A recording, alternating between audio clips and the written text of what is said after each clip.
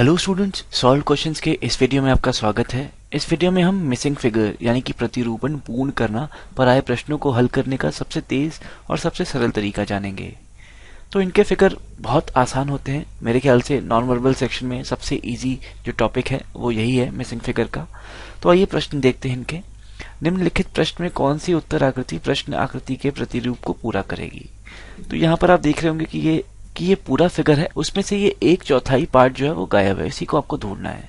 तो देखिए इस फिगर में क्या हो रहा है, ये सर्कल जो है इस कॉर्नर में आ गया, ये वाला सर्कल इसी कॉर्नर में रहा, ये जो एरो था ये ऊपर चला गया और उल्टा हो गया, और ये जो टेढ़ी मेढ़ी लाइनें हैं वो भी नीचे आ गई और उल्टी हो गई।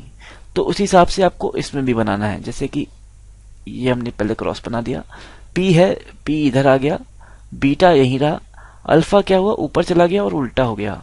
तो ये कुछ अल्फा ऐसा हो जाएगा, और ये जो सिमिलर का साइन है वो भी ऐसे ऐसे कुछ बन जाएगा नीचे।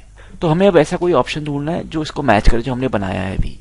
तो यहाँ देखिए ये पी और जो बीटा वाला एक ही ऑप्शन है, तो बहुत आसानी से आपने इसको ढूंढ लिया। क्योंकि यहाँ देखिए पी बीटा ऊपर नीचे हो गया, गलत हो गया। यहाँ पर पी बीटा साइड में आ गया, ये भी गलत हो गया। यहाँ पर पी और बीटा इस साइड आ गया, तो ये भी गलत हो गया।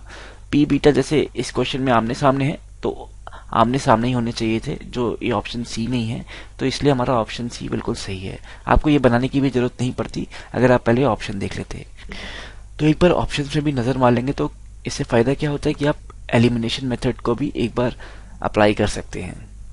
अब अगले प्रश्न पे बढ़ते हैं।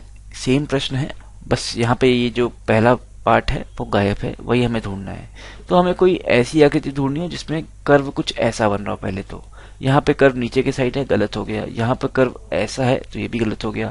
सी और डी ऑप्शन में ही कर्व ऐसा मिला है, तो ये दोनों हम लेके चल सकते हैं अभी। अब हम बाकी चीजों को मैच कराते हैं। कर्व के साथ एक लाइन भी ऐसी होनी चाहिए जो स्क्वायर को पूरी करे, वो दोनों में है, ठीक है। अंदर एक सर्कल भी होना चाहिए जो इस सर्कल को पूरा करे, जो आपको डी वाले में दिख रहा है देखिए, और सी वाले में गायब है। तो इस हिसाब से हमारा ऑप्शन डी सही है। भले ही ये लाइन यहां तक जानी चाहिए थी वैसे तो, पर हमारे क्वेश्चन में आधी थी, तो तब भी ऑप्शन डी ही मैच करेगा क्योंकि सर्कल उसी के पास है।